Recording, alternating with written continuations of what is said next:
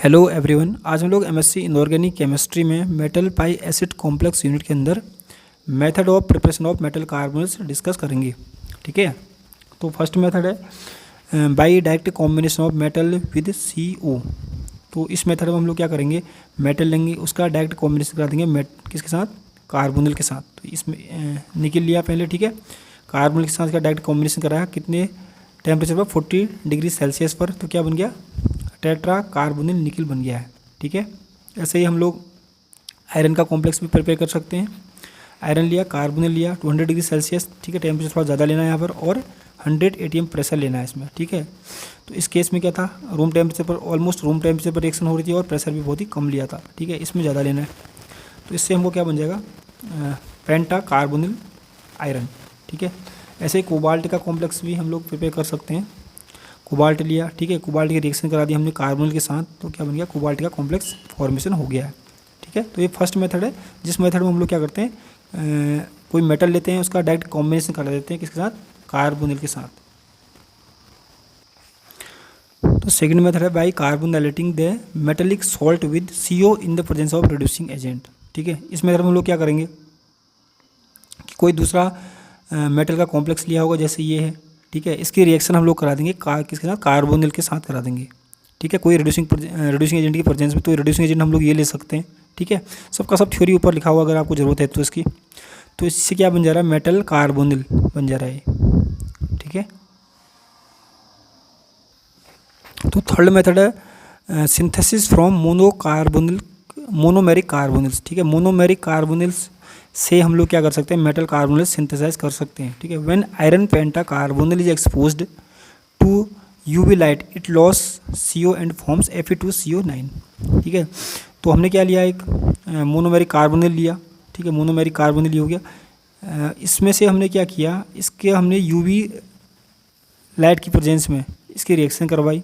ठीक है, तो क्या हुआ कि इसमें जो CO है ना, CO लॉस हो गए। ठीक है, एक CO लॉस हुआ तो क्या बन जाएगा, इन दोनों को कंबाइन करोगे, ठीक है, और एक CO लॉस हो जाएगा, तो वैसे तो 10 होने ना, CO 10 होंगे, तो पर एक लॉस करोगे तो कितना, फिर 9 बन जाएगा।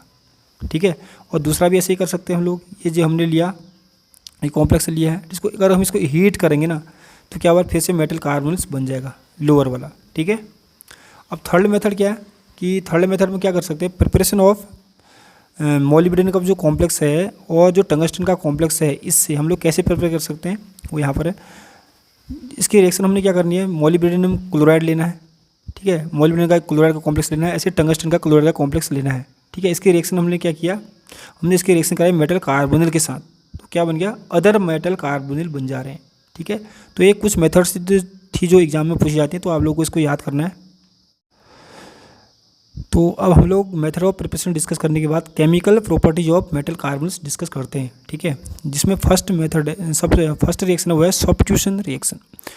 The metal carbonates undergo substitution reaction by either dissociative और एसोसिएटिव मैकेनिज्म। ठीक है, जो भी मेटल कार्बोनेट्स हैं उसमें जो सब्स्टिट्यूशन होता है, तो वो या तो डिसोसिएटिव मैकेनिज्म के थ्रू हो सकता है या तो एसोसिएटिव मैकेनिज्म के थ्रू हो सकता है। ठीक है, तो पहला हम लोग डिस्कस करेंगे डिसोसिएटिव मैकेनिज्म।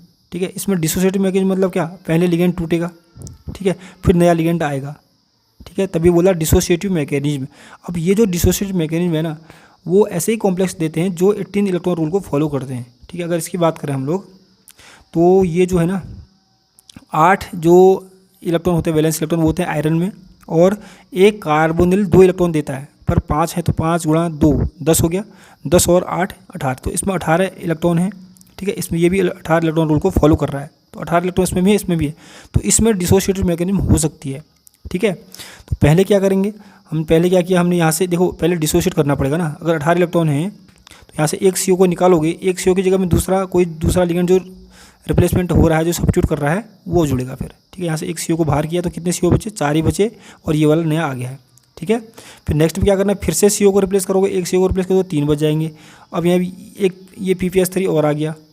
ठीक है, ट्राइफेनिल फॉस्फेट, तो यहाँ पर हमारे क्या बन गए, 3 तो CO के लिगेंड बच गए, ठीक है, और 3 ट्राइफेनिल फॉस्फेट के हो गए 2। ठीक है, तो ऐसे सब्स्टिट्यूशन रिएक्शन होता है इसमें।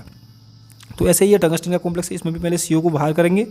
ठीक है, उसकी जगह में हम लोग जो भी कॉम्प्लेक्स, जो भी ये हम क्या है, फॉस्फोरस का जो कॉम्प्लेक्स है, ठीक है, फॉस्फोरस का जो कंपाउंड है, उसको हम लोग रिप्लेसमेंट करा दिया ऐसे।